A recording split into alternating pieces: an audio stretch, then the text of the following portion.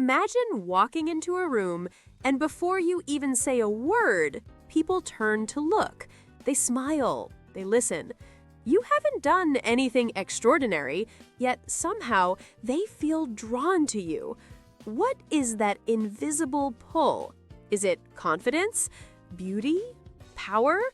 Or is it something deeper, something almost magnetic? Today, we're uncovering the strange, fascinating science behind charisma and asking the question, does it truly decide how we connect and why some people seem to attract everyone they meet? Charisma isn't about loud voices or perfect smiles. It's the emotional electricity that flows between people. Researchers describe it as a delicate blend of warmth and power, the ability to make others feel completely safe and deeply inspired all at the same time. Think about it. When someone confident speaks, we listen. It commands our attention. But when that same confidence is wrapped in genuine empathy, when they show they understand us, we don't just listen, we connect. It's not manipulation, it's resonance. The most magnetic people on Earth, Martin Luther King Jr., Steve Jobs, Princess Diana, weren't trying to impress anyone. They were transmitting pure emotion. Their secret? They didn't demand attention. They invited it. So, what's the science behind this invitation? In a fascinating study at MIT, scientists used sensors to track body language during conversations. They found that the most charismatic people weren't the ones who dominated the conversation. In fact, they often spoke less, moved more naturally, and smiled with authenticity. The hidden code of charisma wasn't what they said, it was how they made others feel. Psychologists call this the mirror effect. When someone speaks with genuine energy, our brains instinctively sync up. Their tone, their gestures, even their breathing patterns, our own neurology subtly mirrors theirs. It's a dance of empathy that happens below the level of consciousness.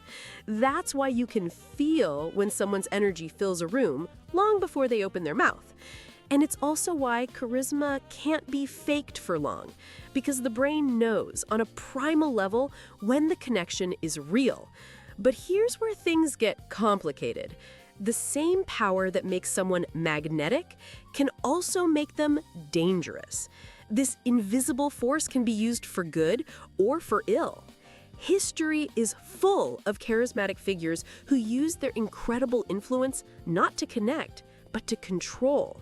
When the warmth fades and only power remains, charisma curdles into manipulation. The empathy disappears, and all that's left is the drive to dominate. That's why, in its truest form, charisma isn't about being the loudest person in the room. It's about harmony. It's about listening, making people feel seen, and giving them the courage to open up. The real question isn't just how to get charisma, but how to use it responsibly. The most important part of this is that charisma isn't some rare gift. Every one of us has it buried somewhere inside. It awakens the moment we stop performing and start connecting. The moment you talk to a stranger with real curiosity. When you share something vulnerable. When you stop trying to impress and start trying to understand. That's when you become magnetic. Not because you've mastered a technique, but because you've become authentically human in a world full of performance. Charisma, it turns out, isn't a skill, it's an energy exchange. And the more real you are, the stronger that exchange becomes. So, does it decide if you become a magnet for everyone? Maybe not entirely, but it decides how deeply people remember you.